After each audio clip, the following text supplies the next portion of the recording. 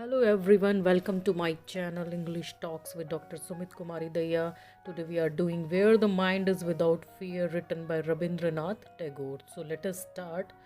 This poem was published in 1910 and its English edition came in 1912. So let us start summary of the poem or about the poem. Tagore prays to God to make his countryman fearless, self-respecting and truthful. They can be fearless and self-respecting only when they know knowledge of their rights and duties and responsibilities, knowledge of what is right and what is wrong. Hence, the poet wants that knowledge should be freely imparted to all the citizens of his country.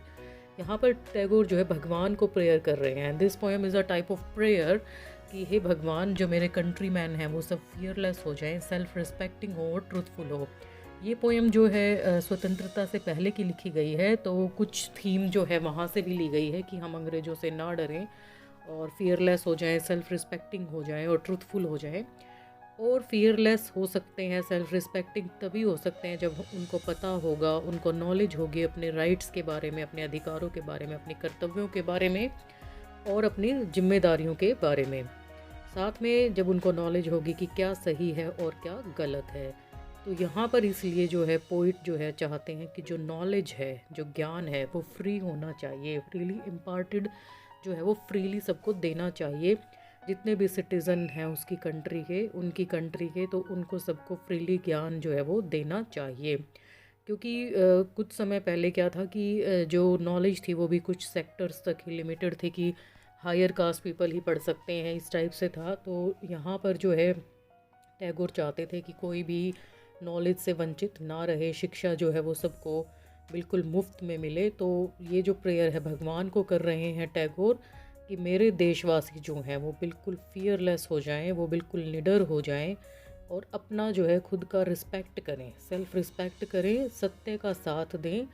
और fearless और self respecting कोई भी तभी हो सकता है जब उसको नॉलेज होगी पूरी की पूरी कि मेरे अधिकार क्या हैं, क्या मेरे कर्तव्य हैं, क्या मेरी जिम्मेदारियां हैं. और क्या जब हमें इन चीज़ों का ज्ञान होगा तो हमें ये भी पता होगा कि क्या हमारे लिए सही है और हमारे लिए क्या गलत है. तो पोइट जो है पूरा का पूरा स्ट्रेस यहाँ पर सिर्फ और सिर्फ किस पर देते हैं, नॉलेज के ऊपर, कि knowledge should be freely imparted to all the citizen of his country. No one should be prevented from acquiring knowledge based on caste, creed, and sex. There should be no division of the society. These these petty disputes, for these divisions make the country weak. तो कोई भी जो है वो prevent नहीं, मतलब कोई भी नहीं बचा रहना चाहिए नॉलेज एक्वायर करने में जो कि कास्ट, क्रीड या सेक्स पर बेस्ड हो, कि इस कास्ट का है तो नहीं पढ़ सकता है, या इस धर्म से बिलोंग करता है तो इसको ज्ञान नहीं दिया जाएगा, इसको पढ़ाई नहीं दी जाएगी, या ये लड़की है या लड़का है तो इसको नहीं पढ़ाया जाएगा. तो ये चीज़ें नहीं होनी चाहिए as per Rabindranath Tagore. There should be no division of the society on these petty disputes, for these divisions make the country weak. क्योंकि अगर ऐसा डिवीज़न अगर सोसाइटी में हो जाता है, समाज में, तो ये जो डिस्प्यूट्स हैं, जो लड़ाइयाँ हैं इन मसलों पर, तो ये जो है हमारी कंट्री को जो है विभाजित कर देंगी और हमारा देश जो है वो कमज़ोर पड़ जाएगा. He would like all citizens of his country to be truthful, for truth is such a virtue as is liked by all. और वो चाहते थे कि उनके देश के जितने भी नागरिक हैं वो बिल्कुल ट्रूथफुल हों, क्योंकि ट्रूथ एक ऐसा गुण है जो सभी पसंद करते हैं. सच्चाई जो है वो सभी लोग पसंद करते हैं. The poet would like his country man to make an endless effort to achieve perfection in whatever they do. और कवि चाहते हैं कि जो उनके देशवासी हैं वो बहुत मेहनत करें, बहुत प्रयास करें कि वो परफेक्शन अचीव कर लें, जो भी काम वो करें उसके अंदर ही. यहाँ पर आप देख रहे हैं COUNTRMEN, मतलब ये प्लूरल है. This is an age of competition, क्योंकि ये जो युग है ये बिल्कुल किस चीज़ का है, कॉम्पिटिशन का है, प्रतिस्पर्धा का है. No one can establish himself in the society in a respectable position unless he attains perfection और eminence in a specific field, and what is possible only when people are always striving to achieve perfection. तो कोई भी अपने आप को स्थापित तब तक नहीं कर सकता है समाज में जब तक वो रिस्पेक्टेबल पोजीशन में तब तक नहीं पहुंच सकता है जब तक वो परफेक्शन या एमिनेंस जो है अपने स्पेसिफिक फील्ड में ना प्राप्त कर ले, और वो तभी संभव हो पाएगा जब पीपल जो है परफेक्शन को अचीव करने के लिए दिन रात प्रयासरत होंगे, बहुत मेहनत करेंगे. The poet prays to God that he may inspire his countrymen to be just and rational. और पोइट जो है भगवान को प्रेयर करते हैं कि जो मेरे देशवासी हैं आप उनको प्रेरणा दें कि वो जस्ट हों, मतलब कि वो न्याय का साथ देने वाले हों, रैशनल हों, लॉजिकल थिंकिंग पर चलें, सुपरस्टिशंस पर ना चलें. कोई अपनी फील्ड में स्पेसिफिकली जो परफेक्शन गेन करता है तो हम उसको प्रेफर करते हैं. यहाँ पर डॉक्टर का एग्जांपल ले सकते हैं. अगर अच्छा गुड हैंड होता है डॉक्टर का तो हम वहीं जाना प्रेफर करते हैं. They should never give up justice and reason for the sake of deed and dead and outdated. तो यहाँ पर जो है रविंद्रनाथ टैगोर की यही प्रार्थना है भगवान को. Rabindranath Tagore prays to God that he may inspire his countrymen with noble ideas. Rabindranath Tagore जो है कहते हैं कि मैं भगवान को प्रार्थना करता हूँ कि वो जो है मेरे कंट्रीमैन को नोबल आइडियाज़, अच्छे अच्छे विचारों के साथ जो है इंस्पायर करें, प्रेरणा दें. They should be broad minded. जो मेरे कंट्रीमैन हैं वो खुले विचारों के हों, ब्रॉड माइंडेड हों. May God inspire them never to deviate from the right path. और भगवान उनको कभी भी सही रास्ते पर चलने से जो है डेविएट ना करे, उनको ना रोके.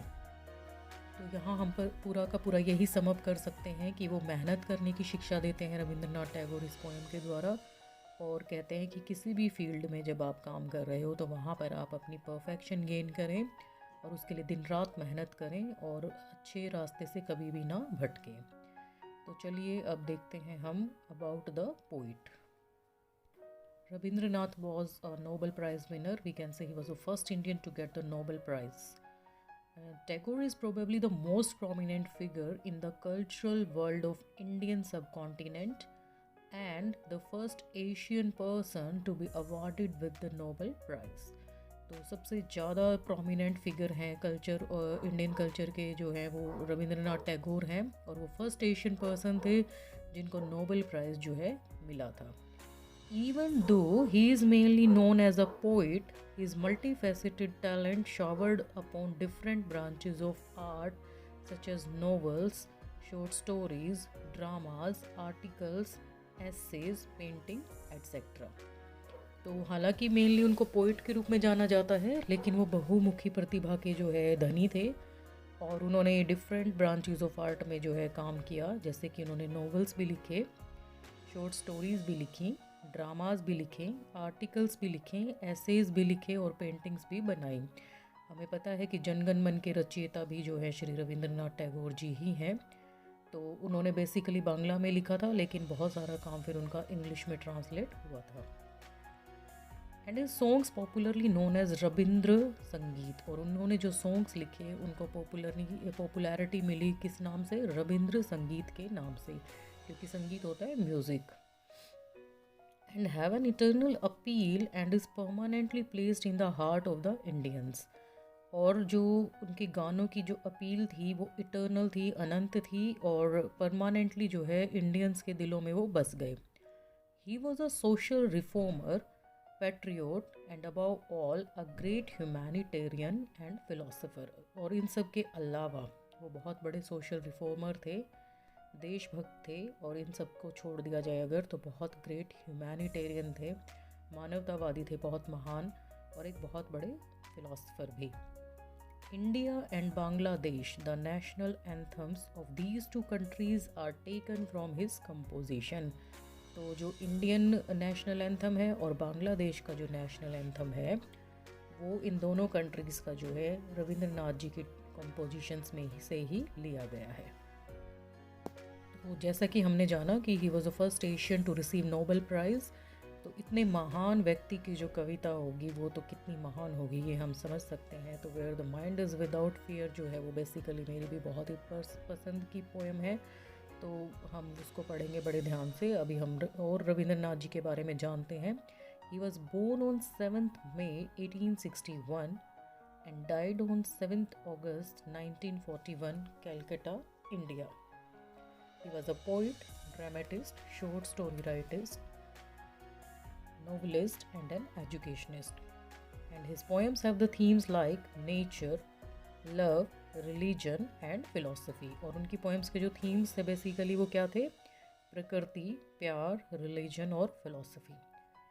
Rot in Bengali and often translated his own works into English. तो उन्होंने जो है बंगाली में लिखा था और ऑफनली क्या करते थे कि वो अपने काम को बंगाली वाले को जो है इंग्लिश में खुद ही ट्रांसलेट कर देते थे। तो चलिए जानते हैं थोड़ा और ज़्यादा।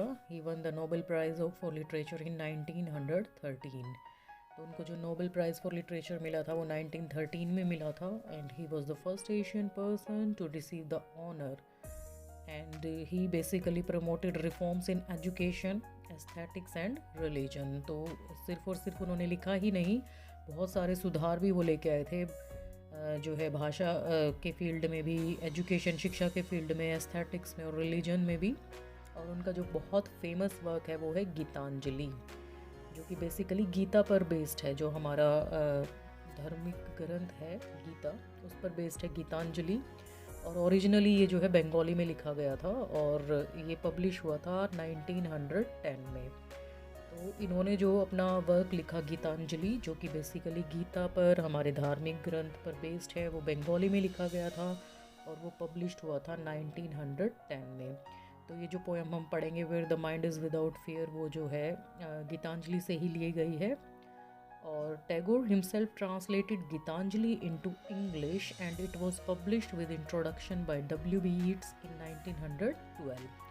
तो टैगोर ने जो है खुद ही गीतांजलि को बंगाली से इंग्लिश में ट्रांसलेट किया था और ये जो है पब्लिश की गई थी इंग्लिश में 1912 में। और इंट्रोडक्शन जो है W.B. Yeats ने जो दिया था, वो विलियम बटलर यीट्स जो है इंग्लिश लिटरेचर के जाने माने राइटर हैं, तो उन्होंने जो है इसका जो है इंट्रोडक्शन दिया था। तो ये एक बहुत ही महान वर्क है रविंद्रनाथ टैगोर का। तो अब हम जानते हैं कि सेंट्रल आइडिया जो है where the mind is without fear poem का क्या है। तो चलिए जानते हैं इसके बारे में। This is a prayer to God the almighty. तो ये एक प्रार्थना है भगवान को, जो हमारा सबका सर्व पालनहार है। The poet asks him to awaken his country into a heaven of freedom where there is a total freedom of good thoughts, good words and good actions. तो भगवान जो है, भगवान को जो है रविंद्रनाथ टैगोर पूछते हैं, कहते हैं कि भाई आप मेरे जो देशवासी हैं उनको जागृत कर दीजिए। और उनको, वो जब रात को सो के उठें और जब सुबह उठेंगे रात को से सुबह में, तो वो देखें कि वो एक हेवन ऑफ फ्रीडम में जागे हैं। क्योंकि जिस समय ये कविता लिखी गई थी उस समय हमारा देश आज़ाद नहीं था। तो जब हमारे देशवासी सुबह उठेंगे तो उनको जो है स्वतंत्रता का जो है स्वर्ग प्राप्त हो। And where there is a total freedom of good thoughts, और जहाँ पर लोगों को जो है पूरी की पूरी स्वतंत्रता हो अच्छे विचारों की, अच्छे शब्दों की और अच्छे कार्यों की। So let us see word meanings of this poem. First of all, the word is ever widening. Meaning of this word is forever broadening one's outlook. मतलब कि थोड़ा खुलकर सोचना। Heaven of freedom, condition of total freedom of good thoughts, good words and good deeds, while respecting those of others. मतलब कि खुद भी स्वतंत्र रहना, दूसरों की स्वतंत्रता का भी ध्यान रखना अच्छे विचारों के साथ। Next word is tireless striving, continuous efforts and struggle, बिना थके जो है एफर्ट्स और स्ट्रगल करना। स्ट्रेचेस इट्स आर्म, मतलब aims at achieving a goal. And next is dreary, its meaning is dull. Dead habit means old traditional rituals and customs that are harmful. तो dead habit उसको कहेंगे कि जो पुराने रीति रिवाज और जो कस्टम्स हम फॉलो करते हैं और जो आज के दिन हमारे लिए हार्मफुल हैं, तो that are dead habits. More meanings are head held high, मतलब कि वॉक विदाउट फियर और walk with pride and self respect. सिर उठा के जब चलते हैं हम, जब हमें डर नहीं लगेगा और हमें घमंड नहीं होगा और सेल्फ रिस्पेक्ट होगा और गर्व होगा। Fragments means pieces. Domestic, pertaining to family, घरेलू जिसको कहते हैं। नैरो डोमेस्टिक वॉल्स, मतलब कि division on the basis of religion, caste, class and colour in societies. जो हमारे समाज में जो है, जो विभाजन कर दिया गया है धर्म के नाम पर, जाति के नाम पर, क्लास के नाम पर कि हम तो इस वर्ग से संबंधित हैं, रंग भेद के हिसाब से, तो वो है नैरो डोमेस्टिक वॉल्स। तो ये वर्ड मीनिंग्स देखकर जो है हमें आगे पोएम समझने में काफ़ी क्लियर और आसान हो जाएगा। तो इसीलिए पहले मैंने ये वर्ड मीनिंग्स आप लोगों को बता दिए हैं। तो अब हम करते हैं टेक्स्ट ऑफ द पोएम। तो चलिए करते हैं शुरू। Let us start the explanation of the poem. Where the mind is without fear and the head is held high, where knowledge is free. तो mind is without fear and head is held high का मतलब है कि जब हम काम करेंगे तब। So through these lines we can realize that the poet is dreaming about a place where there is no fear in people's minds. They are walking or working with their heads held high. That is, they are proud of themselves and are not afraid of anything or anyone. He also wishes for a place where knowledge is free and there are no restrictions. All people, irrespective of class, caste, religion, race, or color, have free access to knowledge. The poet also means that knowledge is acquired freely, that is, the student studies what it wants and the way it wants to. The student should not be forced into rote learning. ये हम अगली lines में पढ़ पाएंगे कि इन lines के through हम ये रियलाइज़ कर पाते हैं कि पोएम का ये सपन है कि वो एक ऐसे जगह पर लेके जाए लोगों को जहाँ पर डर की जो है कोई भी जगह ना हो लोगों के मन में, और वो जो है बिल्कुल अपना सिर उठाकर जी सकें और अपने आप पर वो गर्व कर सकें और किसी भी चीज़ से और किसी भी इंसान से वो ना डरें। ये कविता जो है आज़ादी से पहले लिखी गई थी, तो उस कॉन्टेक्स्ट में भी जोड़कर हम देख सकते हैं। और पोइट ये भी चाहते हैं कि लोगों को जो है ऐसी जगह पे ले जाया जाए या ऐसी जगह पर वो रहें जब स्वप्न से उठें वो या नींद से उठें सुबह, तो जहाँ पर कि नॉलेज जो है, ज्ञान जो है, जो शिक्षा है वो बिल्कुल फ्री हो, कोई रेस्ट्रिक्शंस ना हो लोगों पर, चाहे वो किसी भी क्लास के हों, किसी भी जाति के हों, किसी भी रिलीजन के हों, रेस के हों या किसी भी कलर के हों। तो नॉलेज के लिए उनके पास फ्री एक्सेस हो, वो मतलब कि शिक्षा को जो है, शिक्षा तक सबकी पहुंच हो और उसमें किसी को कोई दिक्कत ना हो।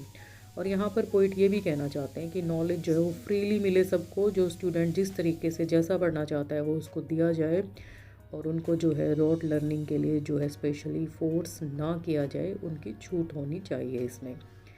Next lines, where the world has not been broken up into fragments by narrow domestic walls. तो मतलब नैरो डोमेस्टिक वॉल्स क्या है, जैसा कि हमने वर्ड मीनिंग्स में देखा था, नैरो डोमेस्टिक वॉल्स है caste, creed, religion and poet की विश है कि संसार जो है वो टुकड़ों में ना बट जाए, बेसिकली नैरो डोमेस्टिक वॉल्स की वजह से।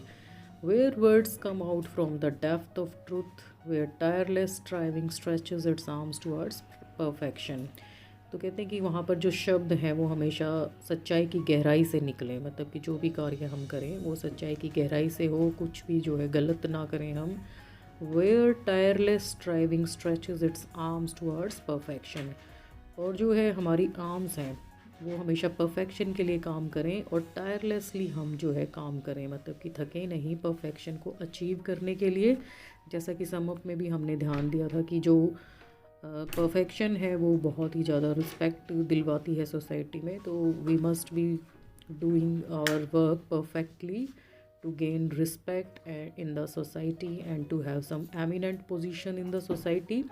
So these lines are giving this message that we should do every work from the depth of truth. Where the clear stream of reason has not lost its way into the dreary desert sand of dead habit. यहाँ पर साथ में जो है poet कहते हैं कि जो हम लोग हैं हमें जो है क्लियर स्ट्रीम ऑफ रीज़न होना चाहिए, मतलब कि हम रीजनिंग के साथ जिएं, जैसे कि एक पवित्र धारा है पानी की वो बहती है, उसी तरीके से हमारा जीवन जो है वो रीजनिंग के साथ चलना चाहिए। And not lost its way, और अपना रास्ता हमें नहीं खोना चाहिए। कहाँ पर, into the dreary desert sand of dead habit, जैसा कि हमने मीनिंग में देखा था। Dreary desert sand of dead habit क्या है, हमारे पुराने रीति रिवाज जो हमारे लिए आज के दिन नुकसानदायक। where the mind is led forward by thee into ever widening thought and action, into that heaven of freedom, my father, let my country awake. तो कहते हैं कि जहाँ पर हमारा जो मन है वो हम तुम्हारे द्वारा भगवान, हे प्रभु, तुम्हारे द्वारा जो है वो आगे बढ़ाया जाए। यहाँ पर टी कैपिटल है तो वो भगवान के लिए यूज़ किया गया है। Thee means you, into ever widening thought and action, क्योंकि हमारा जितना भी जो थॉट और एक्शन है वो हमारा बहुत ही ज़्यादा एवर वाइडनिंग हो, मतलब हम बड़ा ही सोचें और बड़ा ही कार्य करें। Into that heaven of freedom my father is God here, कि जो वो हेवन है फ्रीडम का, उसमें जो है हमारे जो देशवासी हैं वो आंखें खोलें। लेट माई कंट्री अवेक, मतलब कि जो मेरी कंट्री है वो हमेशा ही जो हेवन ऑफ फ्रीडम में ही आंखें खोलें। तो यही मेरी प्रार्थना है कि जहाँ पर माइंड जो है वो तुम्हारे द्वारा प्रभु एवर वाइडनिंग थॉट और एक्शन में जाए, और हेवन ऑफ फ्रीडम में ही मेरे देशवासी हमेशा खुशी खुशी आंखें खोलें। तो यहाँ पर हम कह सकते हैं कि the poet is praying to God and asking him to lead the minds of people towards a broad minded thought and action and not be stagnated by narrow minded believes. Stagnate होता है कि कोई चीज़, जैसे पानी जो एक जगह अगर इकट्ठा हो जाता है तो वो सड़ जाता है, उसको बोलते हैं स्टेगनेशन। तो यहाँ पर भी यही कहा गया है कि अगर हम रीति रिवाजों को बदलेंगे नहीं तो वो सड़ जाएंगे, और नैरो माइंडेड जो हमारे बिलीव्स हैं, संकीर्ण जो हमारा दिमाग चलता है किसी किसी चीज़ में, तो वो क्या है, वो उन चीज़ों को बर्बाद कर देता है जो पुरानी चली आ रही हैं। तो हमें क्या करना चाहिए कि हमें जो है अपना दिमाग जो है, माइंडसेट जो है वो खुला रखना चाहिए विचारों के लिए और एक्शंस के लिए, ताकि हम बड़ा सोच सकें और बड़ा कार्य कर सकें। यही प्रेयर है रविंद्रनाथ टैगोर की गॉड को। और साथ में वो कहते हैं कि he is pleading with God to awaken the people of his country to a heaven of freedom. तो वो प्रेयर कर रहे हैं भगवान को कि जो मेरे देशवासी हैं उनको जब सुबह उनकी आंखें खोलें तो वो एक हेवन ऑफ फ्रीडम में ही अपनी आंखें खोलें और हमेशा आगे बढ़ते रहें। उनका जो मन है वो हमेशा बिना फियर के हो, और वो अपना सिर जो है वो उठा के चल सकें, उनको कोई भी दिक्कत ना आए, और वो बहुत परफेक्शन के लिए हमेशा कार्य करते रहें। तो चलिए अब देखते हैं हम literary devices in the poem. तो फर्स्ट डिवाइस है जो वो है इमेजरी। अब हम पहले जानते हैं कि इमेजरी होती क्या है। The poet draws a picture of free India. He dreamed of a country with no boundaries. He prays for the welfare of the country. तो जो पोइट है वो एक ऐसी पिक्चर खींचते हैं कि स्वतंत्र भारत की एक तस्वीर खींचते हैं वो, और उसको देखते हैं, और उनको उनका जो स्वप्न है कि जो उनकी कंट्री है वो विदाउट बाउंड्रीज़ हो, और कौन सी बाउंड्रीज़ के बिना हो, वो कास्ट, क्रीड, रिलीजन, क्लास, ये बाउंड्रीज़ उनकी कंट्री में ना हो, और वो प्रार्थना करते हैं अपने देश के भले के लिए। तो ये हम पूरी पोएम के द्वारा पढ़ सकते हैं, जान सकते हैं, जैसे कि where the mind is without fear and the head is held high, where knowledge is free, where country is not divided by narrow domestic walls. तो ये इमेज हमारे सामने बिल्कुल क्लियर हो जाती है ये पोएम पढ़ते ही। तो इमेजरी यूज़ की गई है यहाँ पर। Next literary device used is apostrophe. अब ये क्या होता है, अपोस्ट्रॉफी जो है वो it addresses an imaginary character, abstract, inanimate object in his speech. तो अपोस्ट्रॉफी होता है कि जब किसी को संबोधन किया जाता है, कोई इमेजिनरी कैरेक्टर है, आपके सामने नहीं है, आप उसको सोच रहे हैं। एब्स्ट्रैक्ट है जिसको आप टच नहीं कर सकते। इनएनिमेट ऑब्जेक्ट है जो एनिमेट नहीं है, अपनी स्पीच में उनको जो है यूज़ किया गया है। तो माई फादर कौन है, गॉड हैं, वो एब्स्ट्रैक्ट हैं। लेट माई कंट्री अवेक, तो ये इनएनिमेट ऑब्जेक्ट हो जाता है, कैरेक्टर हो जाता है। तो यहाँ पर अपोस्ट्रोफी का यूज़ किया गया है। Next literary device used is anaphora. तो ये क्या होता है, it is the repetition of a word और phrase at the beginning of successive clauses. तो किसी एक शब्द का या एक फ्रेज का जो है रेपिटिशन करना किसी सक्सेसिव क्लॉज से पहले। तो देखते हैं किस चीज़ का यूज़ किया गया है, वेयर का किया गया है, जैसे कि where the mind is without fear and the head is held high, where knowledge is free, where the world has not been broken up into fragments by narrow domestic walls, where words come out from the depth of the truth, and so on. तो next देखते हैं alliteration. Alliteration क्या होता है? It is the repetition of the same sound और letter at the beginning of each or most of the words in a sentence. So let us see with the example. Where the mind is without fear and the head is held high. Here repetition of consonant H. Bean broken, repetition of consonant B. Dreary desert, repetition of consonant D. तो चलिए देखते हैं next literary device. It is assonance. Assonance है जो उसका alliteration का opposite हो जाएगा। यहाँ पर रेपिटिशन ऑफ वोवल राइम हो जाएगी, जैसे कि टायरलेस ड्राइविंग, आई आई हो रहा है रिपीट। क्लियर स्ट्रीम, ई और ए की रेपिटिशन है। रीज़न में भी ई और ए की रेपिटिशन है, तो एसोनेंस का भी यूज़ यहाँ पर किया गया है। Next is metaphor. मेटाफर होता है the big world is compare to many small rooms separated by narrow domestic walls. Metaphor होता है कंपैरिजन, और ये विदाउट एज और लाइक यूज़ होता है। ये सिमिली का थोड़ा सा हम कहेंगे अपोजिट है। वहाँ पर एज और लाइक का यूज़ कर कर कंपैरिजन होता है, मेटाफर में एज और लाइक यूज़ नहीं होता है। तो यहाँ देखते हैं हम, the big world is compare to many small rooms separated by narrow domestic walls. तो कंपैरिजन किया गया है विदाउट यूज़ ऑफ एज और लाइक। फिर words coming out from the depth of truth gives us the impression of a fountain spring on the comparative levels. तो ये जो है कैसा कंपैरिजन दे रहे हैं कि जैसे कि कोई फव्वारा है या कोई झरना है। The clear stream of reason is a comparison between reason and a flowing stream and dead habit that chokes the clarity of the reason is compare to the dreary desert. Clear stream of reason जो है उसका comparison reason और flowing stream के बीच में किया गया है, बहती हुई धारा, और डेड हैबिट जो है वो क्लैरिटी ऑफ रीज़न को चौक कर देती है।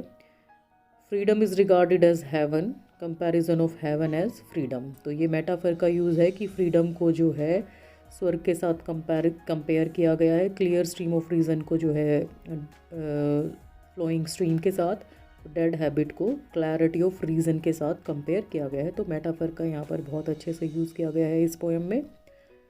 Next literary device is personification. Personification क्या होता है कि किसी नॉन लिविंग चीज़ को हम लिविंग के साथ कंपेयर करके दिखाते हैं और उसको पर्सोनीफाई कर देते हैं, मानवीयकरण कर दिया जाता है एक तरह से उसका। For example tireless striving which is an abstract idea. ये एक एब्स्ट्रैक्ट आइडिया है जिसको हम छू नहीं सकते हैं। उसको क्या किया गया है? Has been assigned with a human aspect in stretches its arms. वैसे तो ये जो है एब्स्ट्रैक्ट है, लेकिन इसको ह्यूमन आर्म के साथ जोड़कर इसको पर्सोनीफाई कर दिया गया है। Country which is personified to be awake. Country को भी जो है पर्सोनीफाई कर दिया गया है, जिसको कि हम कह सकते हैं it is an abstract idea. तो चलिए अब हम देखते हैं क्वेश्चंस एंड आंसर्स। क्वेश्चन है, what do the expression mind is without fear and head is held high mean? It is fear here, not free. So answer is, the poet says that no countryman of his should live in fear on his mind at all times. Instead, they should hold their head up fearlessly and have confidence in themselves. तो expression mind is without fear and head is held high का मतलब यही है कि confidence के साथ और बिना डर के जो है उसके कंट्रीमैन जिए। तो यही इस पोएम में कहा गया है। Next question is, when knowledge is not free what will be the impact? अगर नॉलेज फ्री नहीं होगी तो क्या प्रभाव पड़ेगा? Answer is, when knowledge is not free, people who are poor will not get the right education and will become a thief or a laborer and will decrease human capital and economy of India. तो यहाँ पर कहा गया है कि अगर शिक्षा free नहीं होगी तो जो लोग हैं वो गरीब ही रह जाएंगे और उनको जो है राइट एजुकेशन नहीं मिलेगी और वो जो है थीफ बन के रह जाएंगे, लेबर क्लास ही बन के रह जाएंगे बस। और इससे क्या होगा कि जो ह्यूमन कैपिटल है और जो इकोनॉमी है इंडिया की वो बहुत ही ज़्यादा कम हो जाएगी। तो इसलिए नॉलेज इज़ नॉट फ्री का यही प्रभाव पड़ेगा इंडिया के ऊपर।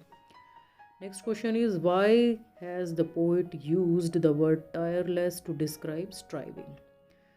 So answer is, the poet has used the phrase tireless striving to urge his countrymen to break free from sloth and struggle hard constantly to achieve perfection in whatever they choose to do to make their country a free nation. तो strive करना है, कोशिश करनी है tirelessly ताकि वो break freely जो है कॉन्स्टेंटली काम करते रहें और परफेक्शन अचीव कर लें। तो यहाँ पर इसलिए टायरलेस का यूज़ किया गया है स्ट्राइविंग के साथ।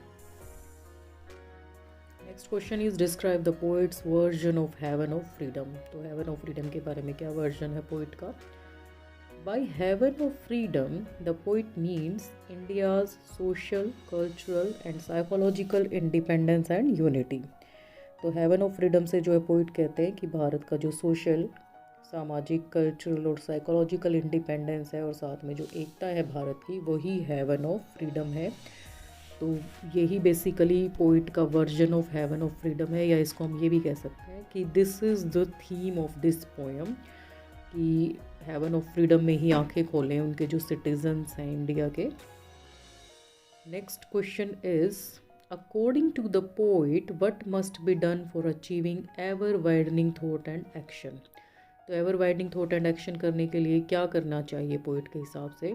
Ever widening thought and action means we should not be narrow और शैलो इन आवर मेंटेलिटी। मतलब हम अपने सोच विचारों में बहुत संकीर्ण ना हो, खुले विचारों का हमें होना चाहिए। We should have a broad heart, हमारा मन जो है वो खुला होना चाहिए, निश्चित तौर पर बड़ा होना चाहिए, छोटा ना सोचें। एंड अ ब्रॉड माइंड, और हमारा दिमाग भी जो है ब्रॉड काम करे, बड़े बड़े खुले विचारों से काम करे। They should enrich their thinking day by day. तो हमारा मन है और जो दिमाग है वो अपने आप को एनरिच करते जाए दिन प्रतिदिन।